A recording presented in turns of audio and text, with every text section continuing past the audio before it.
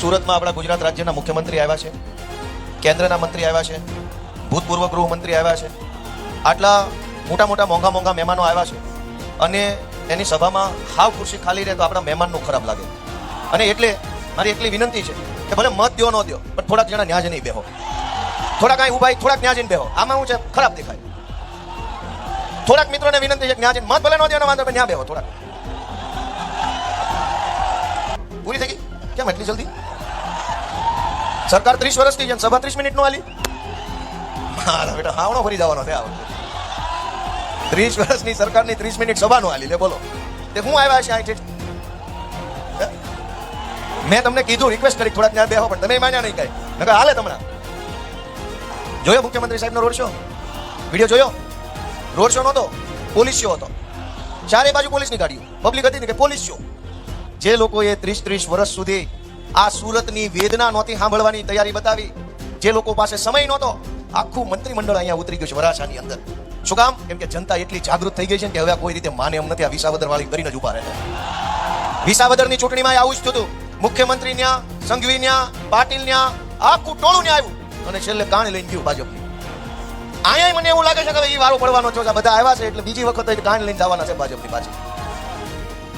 કે અનેક લોકોએ જેલની બીકે પાર્ટી બદલી, FIR ની બીકે પાર્ટી બદલી, હોદ્દા માટે પાર્ટી બદલી, પૈસા માટે પાર્ટી બદલી, ખુરશી પર બેસવા પાર્ટી બદલી, વિચારો બદલ્યા, રસ્તો બદલ્યો, બધું જ બદલ્યું. ખેસ બદલ્યા, ટોપી બદલી. હું એકમાત્ર એ માણસ છું જેને કોઈ દી રસ્તો નથી બદલ્યો, વિચાર નથી બદલ્યો. અમે અમારી ટોપી નથી બદલી, ખેસ નથી બદલ્યો. શું કામ? કે અમે પોતે બદલાઈ જવા નહીં, સમાજની હાલત બદલવા માટે થઈને લડાઈ લડી રહ્યા છીએ દોસ્તો.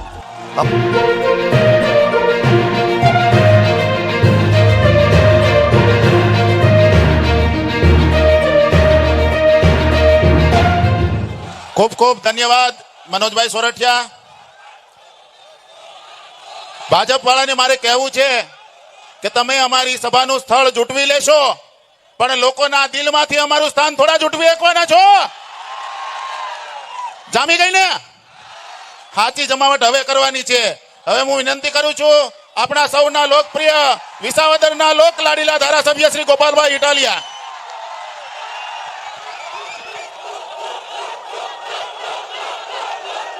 દોસ્તો, સૌથી પહેલા તો મારે એક વિનંતી બધાને કરવી છે કે અહીંયા સુરતમાં આપણા ગુજરાત રાજ્યના મુખ્યમંત્રી આવ્યા છે, કેન્દ્રના મંત્રી આવ્યા છે, ભૂતપૂર્વ ગૃહમંત્રી આવ્યા છે, આટલા મોટા મોટા મોંઘા મોંઘા મહેમાનો આવ્યા છે અને એની સભામાં હાવ ખુરશી ખાલી રહે તો આપણા મહેમાનનું ખરાબ લાગે. અને એટલે મારી એટલી વિનંતી છે કે ભલે મત દો ન દો પણ થોડાક જણા ન્યા જઈને બેહો, થોડાક અહીં ઉભા થોડાક ન્યા જઈને બેહો. આમાં શું છે, ખરાબ દેખાય. થોડાક મિત્રોને વિનંતી છે કે ન્યા જઈને મત ભલે ન દો વાંધો પણ ન્યા બેહો. થોડાક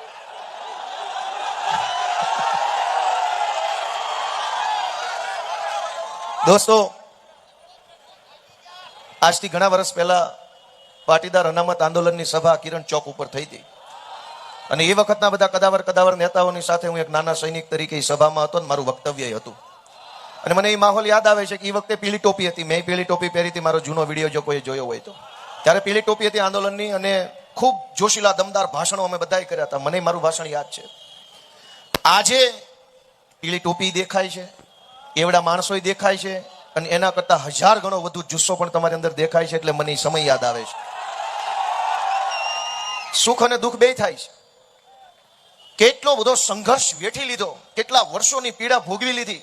FIRઓ થઈ, જેલમાં ગયા, ગાળો ખાધી, અપમાન સહન કર્યા, ટીવી મીડિયામાં અમારી ઉપર બેફામ આરોપો કરવામાં આવ્યા, અનેક પ્રકારની યાતના ભોગવીને આજ અહીંયા જયારે ઊભા છે ત્યારે એ ભોગવેલી યાતના જોઈએ ને તો થોડુંક દુઃખ લાગે. કેટલું વેઠી ગયા આપણે. અને અહીંથી આગળનો જે રસ્તો, કિરણ ચોક થી ગાંધીનગર સુધીનો જે રસ્તો છે એ જોઈએ તો મજા આવ્યા કરે છે. પણ એક વાતનું મને ગર્વ છે કે અનેક લોકોએ જેલની બીકે પાર્ટી બદલી, FIR ની બીકે પાર્ટી બદલી, હોદ્દા માટે પાર્ટી બદલી, પૈસા માટે પાર્ટી બદલી, ખુરશી પર બેસવા પાર્ટી બદલી, વિચારો બદલ્યા, રસ્તો બદલ્યો, બધું જ બદલ્યું. ખેસ બદલ્યા, ટોપી બદલી. હું એકમાત્ર એ માણસ છું જેને કોઈ દી રસ્તો નથી બદલ્યો, વિચાર નથી બદલ્યો. અમે અમારી ટોપી નથી બદલી, ખેસ નથી બદલ્યો. શું કામ? કે અમે પોતે બદલાઈ જવા નહીં, સમાજની હાલત બદલવા માટે થઈને લડાઈ લડી રહ્યા છીએ દોસ્તો. અમારે નથી બદલાઈ જવું અને રસ્તો બદલી નહીં. એ ધારાસભ્ય બન્યા અને હું મારા રસ્તા ઉપર વટથી ઉભો રહીને ધારાસભ્ય બન્યો. દોસ્તો એમાં શું વાંધો છે? ધારાસભ્યો બનવા રસ્તા ન બદલવાના હોય. તમે તમારા રસ્તા ઉપર ચાલો, તમે તમારા વિચાર ઉપર અડગ રહ્યો, હિંમત કરો, તો સમાજનું દિલ બહુ મોટું છે. તમને ધારાસભ્ય શું વડાપ્રધાન નહીં બનાવી શકે એમ છે. પણ તમે જો રસ્તા બદલીને નેતા બનવા નીકળ્યા હોવ તો એવું અહીં કિરણ ચોકથી કોઈ દી નહીં થાય. અહીંથી એવું શક્ય નથી. કેમ કે દોસ્તો આ કર્ણની ભૂમિ છે. તમને ખબર છે કે આ સુરતને કર્ણની ભૂમિ કેમ કીધી છે? કોઈને ખબર છે? કર્ણની ભૂમિ કહેવાય છે. આ કોઈને ખ્યાલ છે કેમ? કોઈ ભાજપ વાળાને ખબર નથી. કર્ણની ધરતી એટલે કહેવાય આ સુરત કે કર્ણનો જ્યારે અંતિમ સમય આવ્યો ત્યારે એણે ભગવાન શ્રી કૃષ્ણ પાસે એક વચન માંગ્યું કે મારા એટલે કે કર્ણના અંતિમ સંસ્કાર એવી જગ્યાએ કરવા કે જે ધરતી ઉપર ક્યારેય કપટ ન થયું હોય, પાપ ન થયો હોય, અન્યાય ન થયો હોય, અનીતિ ન થઈ હોય, જે જમીન કુંવારી જમીન હોય એની ઉપર મારા અંતિમ સંસ્કાર કરજો એવું વચન કૃષ્ણ પાસે કર્ણએ લીધું. અને આપણા ઈષ્ટદેવ ભગવાન શ્રી કૃષ્ણએ એવી ધરતી તરીકે સુરતને પસંદ કર્યું કે આ સુરત એવી ધરતી છે જ્યાં કપટ નથી, પાપ નથી, અનીતિ નથી, અન્યાય નથી. એટલે કર્ણના અંતિમ સંસ્કાર અહીંયા સુરત થયા. ભગવાન શ્રી કૃષ્ણએ પણ આ ધરતીને એવી ધરતી માની કે અહીંયા કપટ નહીં, પાપ નહીં, અનીતિ નહીં, દુરાચાર નહીં, એવી જમીન છે. પણ આ દુઃખ સાથે કહેવું પડે કે આખા ગુજરાતના કપટ કરનારાઓ અહીંયા સુરતની અંદર નેતા બનીને ફરે છે. ગુજરાત આખાને લૂંટી લેનારા, ગુજરાતને બરબાદ કરનારા, ડ્રગ્સના દૂષણની અંદર ધકેલનારા કપટી માણસો આ સુરતની અંદર નેતા બનીને ફરે છે. એક જમાનામાં ભગવાન શ્રી કૃષ્ણએ આ ધરતીને પાપ વગરની ધરતી માની હતી. અહીં કોઈ પાપ નથી. અને એટલે જ કર્ણને અહીંયા અંતિમ સંસ્કાર આપ્યા. અને આજ પાપમાં શું બાકી રાખ્યું છે? ગામ શેરીએ શેરીએ શેરીએ કોમ્પ્લેક્સમાં દરેક જગ્યાએ બેફામ ડ્રગ્સ વેચાય. આપણી યુવા પેઢીએ ડ્રગ્સના રવાડે ચડે, બરબાદ થાય. અને કોઈ નેતા આપણી વાત સાંભળનારો નથી. કોઈને ચિંતા નથી કે આ નવી પેઢી બરબાદ થઈ રહી છે, આનું શું કરવું. અહીંયા ઉભા ઉભા ભાષણો કરે છે, વિકાસ વિકાસ વિકાસ. ક્યારેક તો તમે અમારા જુવાનિયાની સામે જુઓ કે આ કઈ પરિસ્થિતિમાં જીવે છે. આપણી નવી પેઢીના જુવાનિયાઓ માટે આ આખા સુરતમાં કોઈ વ્યવસ્થા ભાજપે ઊભી ન કરી. એના પરિણામે જુવાનિયા પાસે આગળ વધવાનો કોઈ રસ્તો ન રહ્યો. ભૂલથી, જાણતા, અજાણતા, લોભથી, લાલચથી, ડરથી, અતિ મહત્વકાંક્ષાથી કોઈ પણ રીતે આપણા યુવાનો અનેક પ્રકારના એવા કામોમાં આપણે ફસાયા છે કે જેમાંથી બહાર નથી આવી શકતા. દિલ્હીની, હરિયાણાની, પંજાબની પોલીસ આવીને વરાછામાંથી, કતારગામમાંથી, કામરેજમાંથી છોકરાઓને પકડી પકડીને જેલમાં પૂરી દે છે. ખાતું ભાડે આપ્યું હોય, 5,000 રૂપિયા કમાણા ન હોય અને બાપાને આવે 5 લાખનો ખર્ચો. હરિયાણામાં વકીલ ગોતે, દિલ્હીમાં વકીલ ગોતે, ગુરુગ્રામમાં વકીલ ગોતે. મારી વાત સાચી છે કે ખોટી? એ આપણા યુવાનોને સાચા રસ્તે વાળવાનું કામ કોણે કરવાનું હતું? સરકારે કરવાનું હતું. કે અહીંયા જો વરાછામાં કે સુરતમાં વિશ્વની શ્રેષ્ઠ કહી શકાય એવી લાઇબ્રેરી જો અહીંયા બનાવી હોત તો હજારો યુવાનો એ લાઇબ્રેરીમાં બેસીને દુનિયાભરના પુસ્તકો વાંચતા અને પુસ્તક વાંચીને જ્ઞાન મેળવીને કોઈ આઈએએસ, કોઈ આઈપીએસ, કોઈ કલેક્ટર, કોઈ મામલતદાર, કોઈ સીએ, કોઈ વકીલ, કોઈ ડોક્ટર, કોઈ એન્જિનિયર, કોઈ એસ્ટ્રોનોટ, કંઈ પણ બનતા. પણ ક્યાં જઈને વાંચવાનું? ક્યાં વાંચવા જવાનું? હજારો સોસાયટીઓ ફાઇલો વાળી બનાવીને બિલ્ડરો, નેતાઓ, અધિકારીઓ કમાઈને નીકળી ગયા. એ સોસાયટીમાં રહેનારા માણસની વેદના કોણ જાણે છે? તમે જુઓ કે અનેક સોસાયટીઓ આખા વરાછામાં, સરથાણામાં, પૂણામાં, કરંજમાં, કતારગામમાં હજારો સોસાયટીઓ ફાઇલ વાળી. જે મકાનમાં આપણો જન્મ થયો એ મકાનના માલિક જ આપણે નહીં. એનું નામ વિકાસ? કે જે મકાનમાં આપણે 2 પેઢીથી રહેતા હોઈએ એ મકાનના માલિક આપણે નહીં. શું કામ? કે આજથી 20-30 વર્ષ પહેલા બિલ્ડરે, ભાજપના નેતાએ અને અધિકારીએ ત્રણેય મિલીભગત કરી પૈસા ખાઈને ઇલીગલ સોસાયટીઓ મન ફાવે એવી રીતે જ્યાં હોય ત્યાં બનાવી નાખી.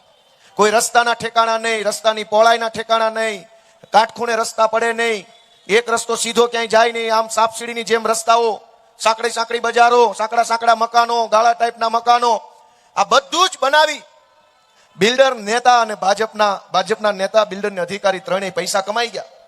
આજે મકાનોમાં રહેનારાની હાલત ત્યાં મુખ્યમંત્રી નજરે આવ્યા છે તો જોવા તૈયાર નથી. 30 વર્ષથી ભાજપની સરકાર છે. આપણા જુવાનિયા માટે લાઇબ્રેરી નહીં. તમે એક વસ્તુનો વિચાર કરો કે અનેક લોકો સાંકડા મકાનોમાં રહે છે, પાર્કિંગમાં ભાડે રહે છે. હું પણ પાર્કિંગમાં રહેતો હતો કતારગામમાં. છોકરાએ ભણવું હોય, વાંચવું હોય તો ક્યાં બેસીને વાંચવાનું? ઘર એટલું હાંકડું હોય કે બેડરૂમમાં બેસું કે હોલમાં બેસું કે રસોડામાં બેસું? મારી વાત સાચી છે કે ખોટી છે? છોકરાઓએ શાંતિથી વાંચવું હોય, JEE, NEET ની પરીક્ષાની તૈયારી કરવી હોય, કંઈક કરવું હોય તો ક્યાં જાય? એક ખટારો નેતા અહીંયા સુરતમાં આવ્યા છે, દિલ્હીથી ને ગાંધીનગરથી, પણ કોઈ આપણા છોકરાની વાત નથી કરતું. દરેક ભાજપનો નેતા વિકાસ વિકાસ વિકાસ વિકાસની વાતો કર્યા કરે. વિકાસ વિકાસ શું કરશો તો કે વિકાસ, શું કર્યું તો કે વિકાસ.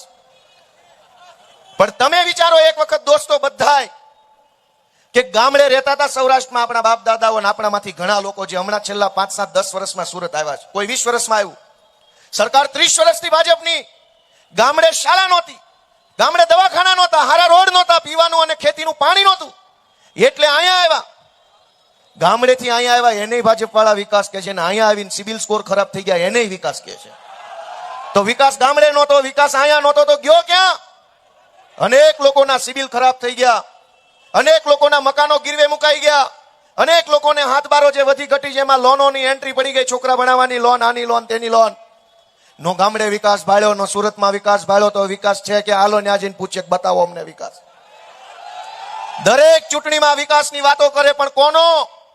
ભાજપના નેતાઓનો, પેજ પ્રમુખોનો, વોર્ડ પ્રમુખોનો, જિલ્લા પ્રમુખોનો, શહેર પ્રમુખોનો વિકાસ થયો, અને ભાજપને મત આપનારા લોકો છે એનો કોઈ વિકાસ ન થયો. દોસ્તો, આ પરિસ્થિતિ બદલવાનો નિર્ધાર અમે કર્યો છે. એવું નથી કે ચૂંટણી જીતીએ તો જ આ લડાઈ લડવાની છે. હું આજ સુરતના કતારગામથી ચૂંટણી હારી ગયો, ભારે ભરખમ મતોથી, ઓછા મતથી નહીં, ઝાઝા મતથી. પણ તમે મને કહો હિંમત હાર્યો? મેં પાર્ટી બદલી, મેં રસ્તો બદલ્યો, મેં લોકોને ગાળો દીધી કે લોકો આવા તેવા? નહીં. મેં મારી જાતને અરીસા સામે ઉભી રાખીને પૂછ્યું, ભાઈ બેટા ગોપાલ, તારામાં જે ઘટતું હોય ને એ બધો સુધારો વધારો કરીને પાછો જા લોકો પાસે, લોકો આશીર્વાદ આપશે તને. મેં ચૂંટણી પછી ક્યાંય એવું નથી કીધું કે લોકો જ આવા છે ને લોકો જ તેવા છે ને સમાજ કદર નથી કરતો, એવું નથી બોલ્યો. મેં એમ કીધું કે મારી મહેનતમાં કઈ કચાશ રહી હશે તો આવતી વખતે વધુ મહેનત કરીને જઈશ અને આશીર્વાદ લઈને પાછો આવીશ. દોસ્તો, તો આ લડાઈ હું કામ લડીશ? નેતા બનવા નહીં. પૂરી થઈ ગઈ? કેમ એટલી જલ્દી? સરકાર 30 વર્ષથી છે, સભા 30 મિનિટ નો આલી. મારા બેટા હાવણો ફરી જવાનો છે આ વખતે. 30 વર્ષની સરકારની 30 મિનિટ સભા નો આલી. લે બોલો, તે હું આવ્યા છે અહીં ઠેઠ?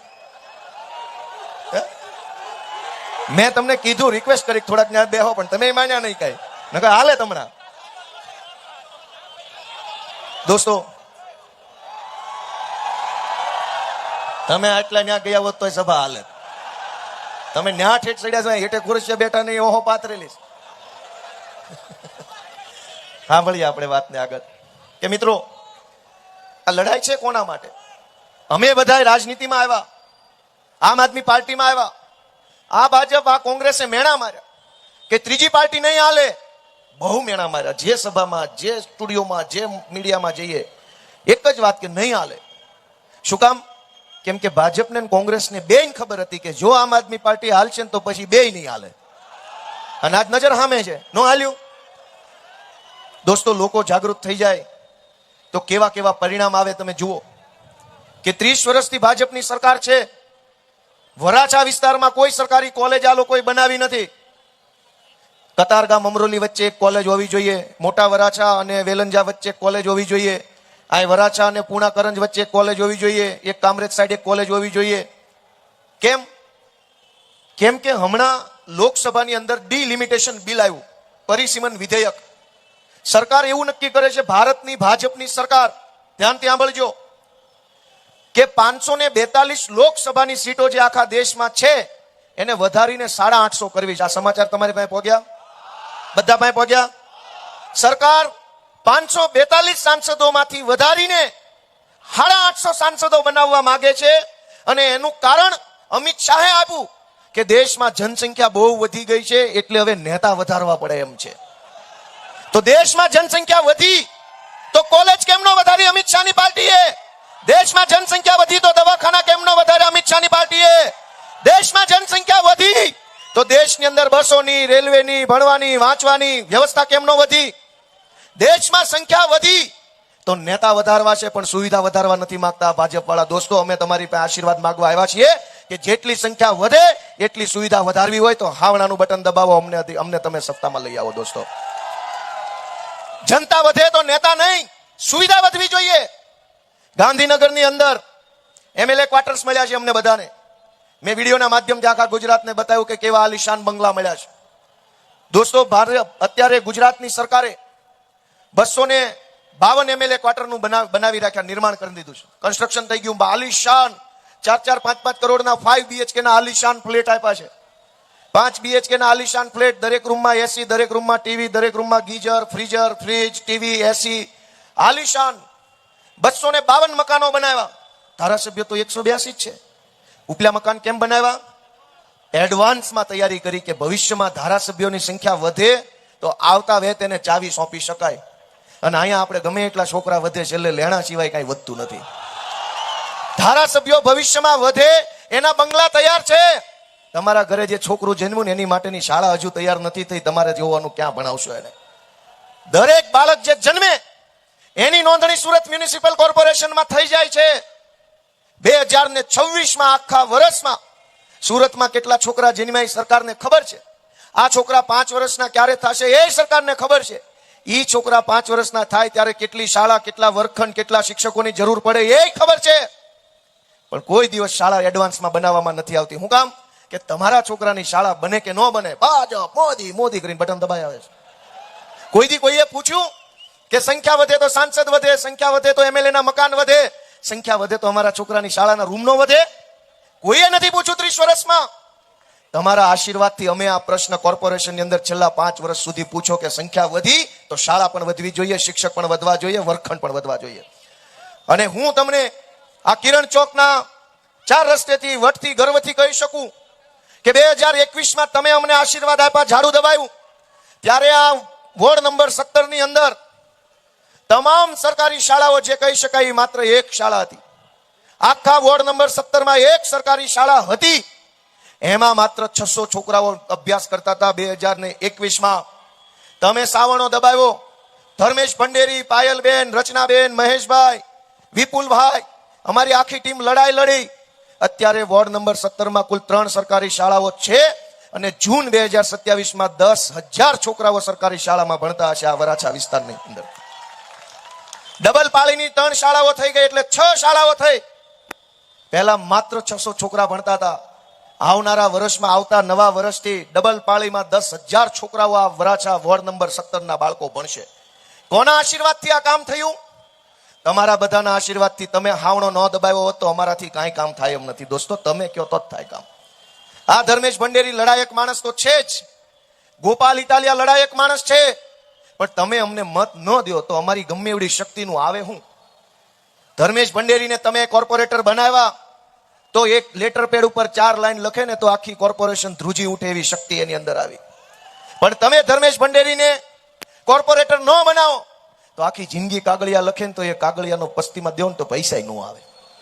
ગોપાલભાઈ ઇટાલિયા પેનથી જમણા હાથે ગમે એટલા કાગળ લખે, પ્રતિ મુખ્યમંત્રી આ કરજો તે કરજો, પણ અમારું કાંઈ ન ઉપજે. હું ભલે ભણેલો હોઉં, બુદ્ધિશાળી હોઉં, હોશિયાર હોઉં, હિંમત વાળો હોઉં, જે હોઉં તે, પણ હું ધારાસભ્ય ન હોઉં તો મારી બુદ્ધિ, બળ, આવડત, અભ્યાસ, અનુભવ એનાથી હું ગમે એટલી કોશિશ કરું સરકારમાં મારું વજન ન પડે. પણ તમે એક હાવણાનું બટન દબાવો ને ગોપાલ ઇટાલિયા ધારાસભ્ય બને તો મુખ્યમંત્રીએ વોર્ડની ચૂંટણીમાં રોડ શો કરવા આવવું પડે એ શક્તિ આવી જાય. દોસ્તો, જોયો મુખ્યમંત્રી સાહેબનો રોડ શો? વિડીયો જોયો? રોડ શો નહોતો, પોલીસ શો હતો. ચારે બાજુ પોલીસની ગાડીઓ, પબ્લિક હતી ને કે પોલીસ શો. આગળ તો દોવડું લઈને હાલતા હતા. માણા નહોતા તો ઓલો શેનું દોવડું લઈને હાલતા છે? જોયો વિડીયો? એમાં દોવડું લઈને પોલીસ વાળા આગળ રહેજો આગળ. પણ કોને આગળ રહેજો કેતા? હોવું તો જોઈ ને. રોડ શો ને પોલીસ શો કર્યો અહીંયા. 30 વર્ષથી એવો વિકાસ કર્યો કે તમારી સભામાં પોલીસ વાળા સિવાય એવું કોઈ આવતું નથી. અને એ નોકરી ન કરવી હોય ને તો પોલીસ આવે એમ નથી. આ તો એને નોકરી કરવી એટલે આવે સભા. પણ મિત્રો, આપણા બાળકોનું વિચારો કે આપણા બાળકોનું ભવિષ્ય શું. હું તમને વાત કરતો હતો કે આપણા છોકરાઓ માટે શું વ્યવસ્થા છે અહીંયા. અને પછી છોકરા જાણતા કે અજાણતા કોઈ ખોટા રસ્તે ચડે એને પાછો કોણ વાળે? એટલે શું થયું કે આપણા છોકરા આવડા રસ્તે ચડે ભૂલથી કે અજાણતા, તેને પાછા કોણ વાળે? આજ આખા વરાછા વિસ્તારમાં 40% લેખે જે ટીપીની જમીનો કપાત કરી હતી જૂના સમયમાં, જ્યારથી થોડી થોડી કરીને, એ એક પણ જમીનનો કટકો ભાજપ વાળાએ વધવા નથી દીધો. આજ સરથાણાનું પોલીસ સ્ટેશન બનાવવું હોય તો એની પાસે જમીન જ નથી. ગઈ ક્યાં? 40% લેખે જે કપાત જમીનો લીધી એ ભાજપના માણસોને વેચી, એને કોમ્પ્લેક્સ બનાવીને તમને વેચ્યા. આખો ખેલ પૈસાનો 30 વર્ષથી ચકડું ફર્યું. 2 નંબરિયા બધા પૈસા વાળા થઈ ગયા અને ગામ આખું રોડે ચડી ગયું. આ પરિસ્થિતિને બદલવા માટે તમારા દીકરા તરીકે અમે બધા મહેનત કરીએ છીએ. અને પાટીલ એમ કહે છે કે તમને હરાવી દઈશું. પાટીલે અમને ચેલેન્જ મારી છે કે ગોપાલ ઇટાલિયાની પાર્ટીની 27 સીટ નહીં આવે સુરતમાં. કાંઈ વાંધો નહીં ભાઈ, અમે નાના માણસો છીએ, સામાન્ય ગામડાના ખેડૂત પરિવારમાં જન્મેલા માણસો છે. તમે મોટા મોટા કદાવર નેતા છો, તમારી પાસે પૈસા, તમારી પાસે ક્રાઇમ બ્રાન્ચ, તમારી પાસે ઉદ્યોગપતિઓ, તમારી પાસે ગોદી મીડિયા, તમારી પાસે ગુંડાઓ, તમારી પાસે કેટલાક લાલચુ અધિકારીઓ, તમારી પાસે બધી જ શક્તિઓ છે. તમે અમારી જેવા નાના માણસને હરાવી દો, એમાં કઈ બહુ મોટું તીર માર્યું ન ગણાય. પણ પાટીલ સાહેબ, તીર ત્યારે માર્યું ગણાય જ્યારે વિશ્વ કક્ષાનું સ્ટેડિયમ તમે વરાછા કે કામરેજમાં ખોલીને બતાવો ને તો તમે તીર માર્યું કહેવાય. આખા કતારગામ, વરાછા, પૂણા, સરથાણા, કરંજની અંદર જે ફાઇલો વાળી સોસાયટી છે એને 1 મહિનાની અંદર દસ્તાવેજ બનાવીને ખેડૂતને મકાન માલિકના ઘરે કુરિયર કરો ને તો તમે તીર માર્યું કહેવાય. ગોપાલ ઇટાલિયાની પાર્ટીને ચૂંટણી હરાવી દો, એમાં શું તીર માર્યું? અમે નાના માણસો છીએ, અમારી પાસે પૈસા નથી, અમારી પાસે સરકારી તંત્ર નથી, અમારી પાસે ઉદ્યોગપતિઓ નથી. અમે હાવ સંઘર્ષ કરીને ધીમી ગતિએ ચાલતા ચાલતા ચાલતા ચાલતા અહીંયા પહોંચ્યા છીએ. તમે અમને હરાવી દો, એમાં કોઈ મહાનતા નથી ભાઈ પાટીલ સાહેબ. મહાનતા તો ઈ હોત કે અહીંયા મનસુખભાઈ માંડવિયા આવ્યા છે, મુખ્યમંત્રી સાહેબ આવ્યા છે, ગોરધનભાઈ ઝડપિયા આવ્યા છે, સંઘવી સાહેબ આવ્યા છે, પાટીલ સાહેબ આવ્યા છે. એકય ભણનો દીકરો એમ બોલતો નથી કે વરાછામ કોલેજ ખોલશું અમે. કોક તો કયો, કોક નેતા તો બોલો, ખોટું તો ખોટું બોલો, પણ કયો તો ખરા કોલેજ ચાલુ કરશું અહીંયા આર્ટ્સ કોમર્સ સાયન્સની. અને હમણાં મનસુખભાઈએ ભાષણ કર્યું, કેન્દ્રીય મંત્રી છે ભાઈ, એનું ભાષણ સાંભળ્યું કોઈએ? સાંભળ્યું કોઈએ? ન કરું સંભળાવું.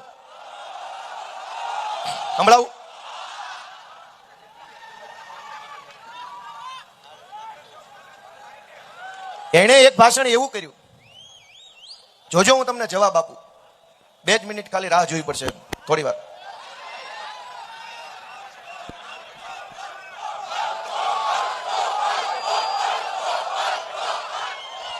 દોસ્તો, એ વિડીયો ગોતે છે ત્યાં સુધી હું બીજી વાત કરું તમને કે અમે જે સભામાં જઈ, મેં તમને કીધું કે આ પેલા એક શાળા હતી, એમાં 600 છોકરા ભણતા હતા, હવે 3 શાળા થઈ, ડબલ પાળીમાં ચાલશે, 10,000 છોકરા ભણશે.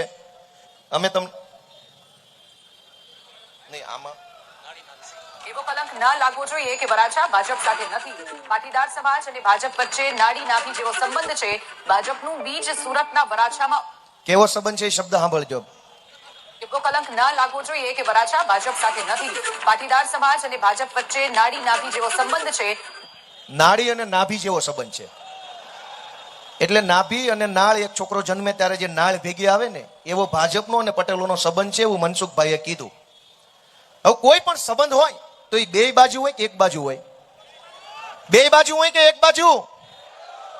પાટીદાર સમાજ અને ભાજપ નાળ અને નાભી જેવો સંબંધ છે એવું મનસુખ માંડવિયા આજ બોલ્યા.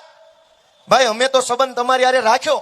30 વર્ષથી તમે જે ચૂંટણીમાં જેટલા મત માંગ્યા એટલા આપ્યા, અને સંબંધમાં તમે અમને શું આપ્યું એ હિસાબ તો આપો. સંબંધમાં તમે અમારા છોકરા માટે લાઇબ્રેરી બનાવી, અમારા છોકરા માટે રમત ગમતનું ગ્રાઉન્ડ બનાવ્યું, અમારા છોકરા માટે કોલેજ બનાવી, અમારા છોકરા માટે IT પાર્ક બનાવ્યો, અમારા છોકરા માટે શાનદાર આર્ટ અને કલ્ચરનું સેન્ટર બનાવ્યું. નાળ અને નાભીનો સંબંધ અમે ઘણો નિભાવ્યો, પણ તમે અમને છેતરી ગયા છો, એટલે આ વખતે નાળ કાપી નાખવાની છે. ક્યાં સુધી આ નાળ લઈને પકડવું, ફર્યા કરવું? નાળ લઈને ફર્યા કરવી 30 વર્ષથી કામમાં કઈ આવતી નથી. આ વખતે હાવણો મારી નાળ કાપી નાખો, નાભી નોખી પાડી દો. આ લોકો શું વાત કરે છે, શું ચર્ચા કરે છે? હું થયું હે? મારા બેટા બુરાયા થયા છો. પણ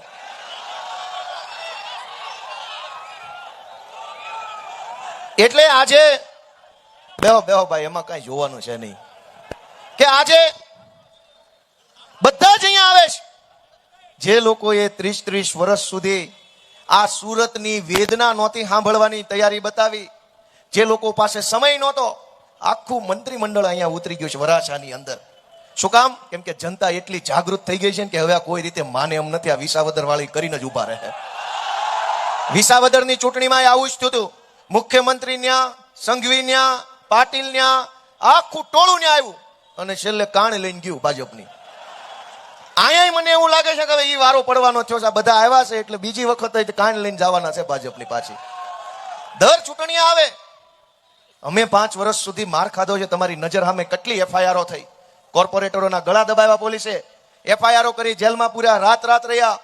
અહીંયા માંડવો નાખીને અમે ડ્રગ્સની વિરુદ્ધમાં બેસી રહ્યા હતા આ સર્કલ ઉપર. આરટીઈ નો માંડવો અમે અહીંયા નાખ્યો તો ભણતર ગણતરની વાત હોય, સુરતને સારું કરવાની વાત હોય તો અમે લડાઈ લડ્યા. અને તે દિવસે ભાજપ વાળા મજાક ઉડાવતા હતા. અમે ગણપતિ ઉત્સવ ચાલુ કર્યો. આ મનોજ સોરઠિયાનું માથું ભાજપના ગુંડાઓએ ફોડી નાખેલું અને આખા ગુજરાતે જોયેલું. અમે કેજરીવાલ સાહેબને લઈને આવેલા. અમે લડાઈ લડેલા છીએ અને એટલે આજે કહી શકીએ છીએ કે અમે લડાઈ લડ્યા છે, માટે તમે અમને તક આપો. અને સૌથી સમજવા જેવી તો વાત ઈ છે કે અમે જે ચૂંટણીમાં અત્યારે જે મંચ ઉપર બોલીએ છીએ, હું અહીંયા મંચ ઉપર સાંભળવા જેવી વાત છે. હું અહીંયા મંચ ઉપર આવ્યો ઈ પહેલા જેના હાથમાં માઇક હશે મને નથી ખબર, એણે એનું કામ ગણાવ્યું છે કે અમે આ કર્યું, તે કર્યું, ઓલું કર્યું, પેલું કર્યું. સરકારમાં તો ભાજપ હતી, અમે તો વિરોધ પક્ષમાં હતા. મેયર ભાજપના હતા.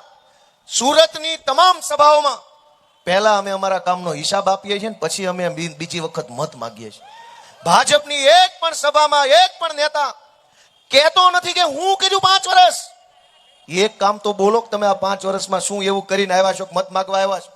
મેયર હતા તમારા, એ કામ કર્યું નથી. અને એના કરતા શું કર્યું છે એનો હિસાબ ભલે ન હોય, પણ શું કરવાના છો એ તો ખબર હોવી જોઈએ કે ન હોવી જોઈએ. અમારા બધા કોર્પોરેટરોને ખબર છે, ઉમેદવારોને ખબર છે કે જો તમે મત દેશો તો અહીંયા શાળા બનાવવાની છે, અહીંના રોડ રસ્તા ગટર વ્યવસ્થા સારી કરવાની છે, જૂની જે સોસાયટીઓમાં હજુ રોડ નથી બની શક્યા એમાં રોડ બનાવવાના છે, સ્પોર્ટ્સ કોમ્પ્લેક્સ બનાવવાના છે, પ્રોફેશનલ ટેક્સ નાબૂદ કરવાનો છે, બસ ફ્રી કરવાની છે. અનેક અમને બધી જ ખબર છે કે અમે શું કરવાના છે. ભાજપના એક પણ નેતાને ખબર નથી કે જીતી જશો શું કરવાના છે. ક્યાંય કોઈની પાસે ભાષણમાં તમે સાંભળો તો કહેજો.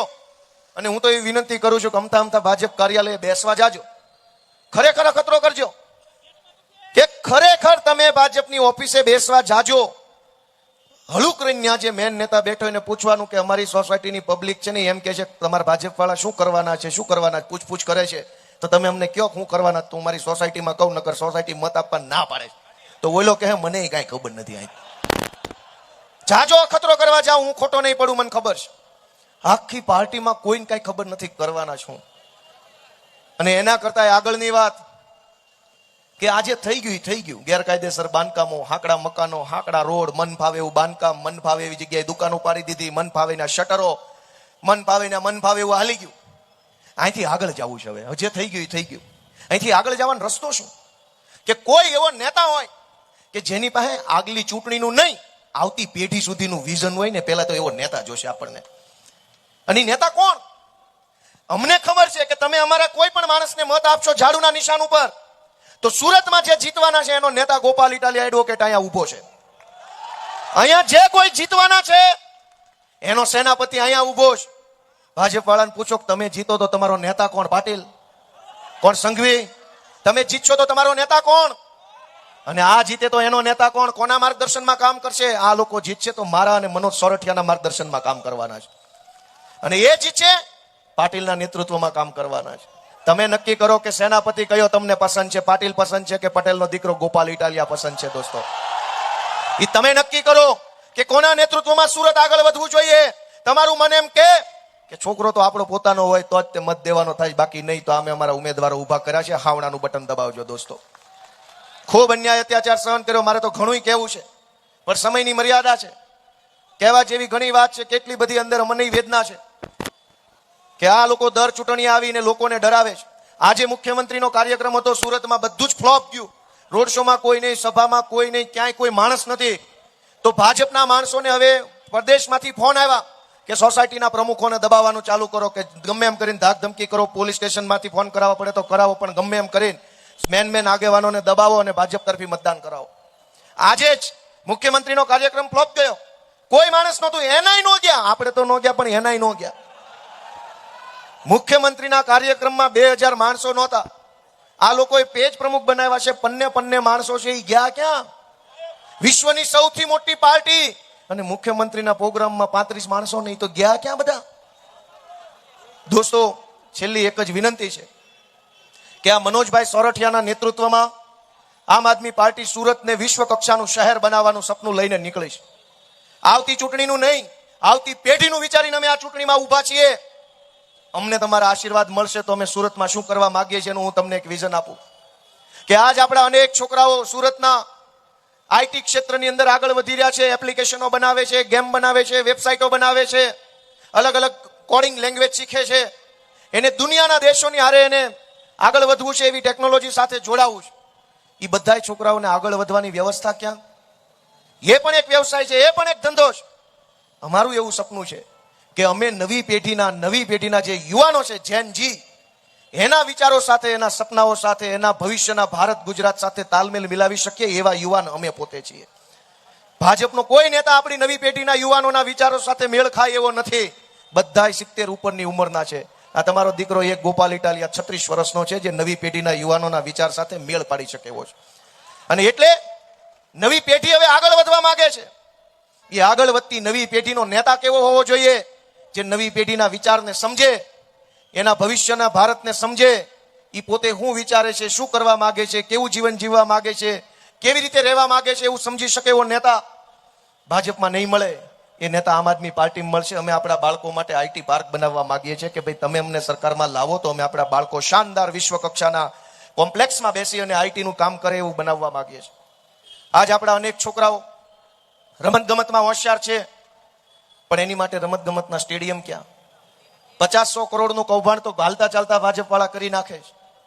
પણ ક્યારેક 50 કરોડ રૂપિયા ખર્ચીને એક શાનદાર સ્પોર્ટ્સ કોમ્પ્લેક્સ બનાવ્યું હોય જેમાં ઇન્ડોર અને આઉટડોર બંને પ્રકારની રમત આપણે રમી શકીએ તો અનેક આપણા દીકરાઓ અને દીકરીઓ રમત ગમતના ક્ષેત્રમાં આગળ વધ્યા હોત.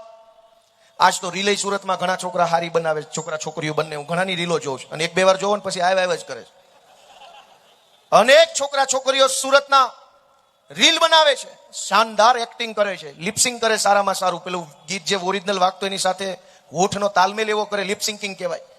શાનદાર વિડીયો બનાવે, શાનદાર એડિટિંગ કરે, શાનદાર એક્શન કરે.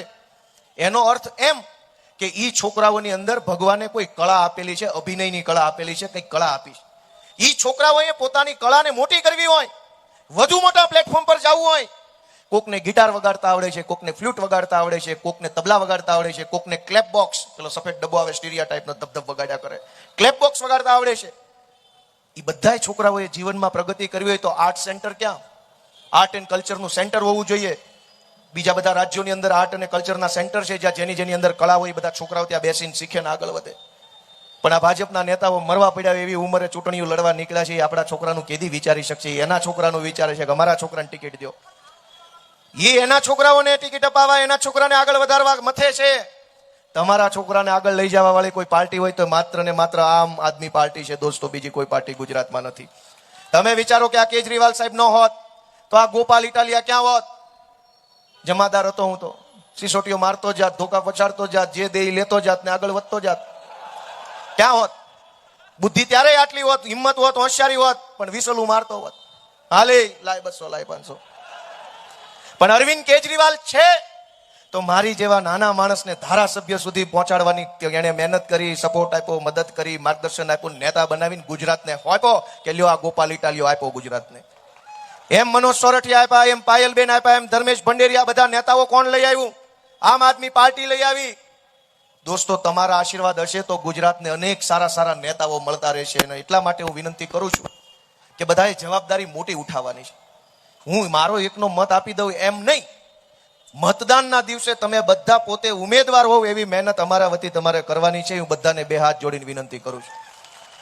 કેમ કે તે દિવસે આ લોકો ગુંડાગીર્દી કરશે, પોલીસને સૂચનાઓ આપેલી હશે દાદાગીરી કરવાની. આજે પશ્ચિમ બંગાળમાં ચૂંટણી હતી અને પશ્ચિમ બંગાળની ચૂંટણીમાં પોલીસને સૂચન આપેલું કે દાદાગીરી કરી અને રૂલિંગ પાર્ટીના માણસોને દબાવવાના. શું આવ્યું? શું થયું? આમાં કઈ ખબર ન રહી. હવે આ લોકોને આ બધી હળી હંસા ન કર્યા હોત તો કઈ વાંધો હતો? અમારી સભા નક્કી થઈ ગઈ હતી, હવની પહેલી અરજી અમારી, અમને મંજૂરી મળી ગઈ, સભાની સ્થળ જાહેર થઈ ગયું, તારીખ જાહેર થઈ ગઈ, ટાઈમ જાહેર થઈ ગયું. પાછળથી ભાજપ વાળાએ કીધું કે નહીં અમારે કિરણ ચોક સભા કરવી છે. પોલીસના અધિકારીને, ચૂંટણીના માણસોએ અમારા રજનીભાઈ વાઘાણી બધા ઉપર પ્રેશર કર્યું તમારી સભા કેન્સલ કરો. કીધું કેમ ભાઈ? ભાજપ વાળા પહેલા ખોલાના છે, પહેલી પરમિશન અમે માગી, પહેલી અરજી અમે આપી અને અમે શું કામ કેન્સલ કરીએ? છેલ્લે રસ્તો નીકળ્યો, બેયની સભા થશે. લ્યો કરી લ્યો. એક કવિએ કીધું છે ને, કરતા હોય કીજીએ અવર ન કીજીએ કુછ, નહીતર માથું રહી જાય શેવાળમાં ને ઉપર રહી જાય ટાંટિયા. આ કરી એવી ન કરી હોત સભા તો ક્યાં તમે મરી જવાના હતા અમારી સામે. અને એટલે હવે મારી વાત પૂરી કરું છું. આપ સૌએ હૃદયપૂર્વક મને સાંભળ્યો. મારી વાત તમે બધા મતદાનના દિવસે જવાબદારી લેજો એવું હું વિનંતી કરું છું. હા બોલો. હે હું થયું? હે આ ઉપર હું થયું? એ શેલામ શું છે? જોજો ભાઈ તમે. હા શું છે? હે આ 7 સ્ટાર ગ્રુપની અંદર અમારે બધા 500 જણના પેલા પૈસા હલવાયેલા છે. આ જમીન મકાનના. હા મકાન બાંધો 2017 માં ચાલુ કર્યું. આ માઈકમાં બોલો બધા સાંભળે. 7 સ્ટાર ગ્રુપ વાળા અયોધ્યા ટેક્સટાઇલ મોલ, કુમારભાઈ કાનાણી અને પેલા એમને અયોધ્યા મોલ કરીને એક દુકાન ચાલુ કરેલી, મોલ બનાવવાનું 2017 માં ચાલુ કરેલું. રેરાની અંદર એમને ફરી એ કરેલું કે 2035 ની અંદર તમને પોઝેશન આપશું, એ રીતનું છે. આ 2000 રોકાણકારોના 500 કરોડ ફસાયા. Saroli star Ayodhya textile mall બનાવ્યો અને એમાં બધા લોકોને એવું કીધું કે તમે આ મોલમાં દુકાન ખરીદો તો તમને 2017માં આ પ્રોજેક્ટ પૂરો થઈ જશે. રેરા નહીં, તમને મોઢે કીધું એની વાત કરો છો ને? મોઢે શું કીધું? 17નું 21માં થઈ જાય, જે હજુ થયો નથી. એટલે 500 કરોડ રૂપિયા લોકોના ફસાઈ ગયા. એ કોનું છે? કુમાર કાનાણીનું. એ તો દેશભક્તિના ભાષણ આપે છે. આ રોજ રાતે વરાછામાં આવીને દેશભક્તિ હું હોય ને રાષ્ટ્રની સેવા કેમ થાય એવું શીખવાડે છે. ઈ માણસ આવું કરે? એનો અર્થ એવો થઈ ગયો કે દેશભક્તિના નામે ખિસ્સા ભરવાનો ખેલ હાલે છે. મારે જાજુ બોલવું નથી હવે. આ બધા મારે એમાં જાજુ બોલવું નથી. હું તો તમને એટલી વિનંતી કરું છું માય બાપ કે આ બધું ક્યાં સુધી હાલ છે? ક્યાં સુધી આ બધું હાલ છે? ભાજપના બધા જ નેતાઓ તમામ પ્રકારના 2 નંબરના ધંધા કરી લે છે. દારૂ વેચે, જુગાર રમાડે, ડ્રગ્સ વેચે, પ્લોટ પચાવી પાડે, ગેરકાયદેસરના બાંધકામ કરે, આખી સોસાયટી ઊભી કરી દે, ગમે ના શટર પાડી દે, ગમે ના દુકાન ખોલ નાખે, સરકારી બગીચા દબાવી દે, ગમે એવા કોમ્પ્લેક્સના નામે બાનાખતો કરીને પૈસા પડાવી લે, ગમે એની ચીઠીઓ બનાવી દે, ગમે તમામ 2 નંબરના ધંધા આ ભાજપ વાળા કરી લે છે. અને છેલ્લે પોલીસ કોને પકડશે? પોટલું લઈને જતા હોય એને. 500 કરોડ રૂપિયાનું બૂચ મારે એને નહીં પકડે. અને એટલે હું તમને એટલી જ વિનંતી કરું છું કે આ બધી પરિસ્થિતિ બદલવી હોય તો એક વખત આ વખતે જોરદાર હાવણો આખા સુરતની અંદર એવો મારી દો કે આમ આદમી પાર્ટીનો મેયર બની જાય. ભારત માતા કી! ભારત માતા કી! જય જવાન! જય જવાન!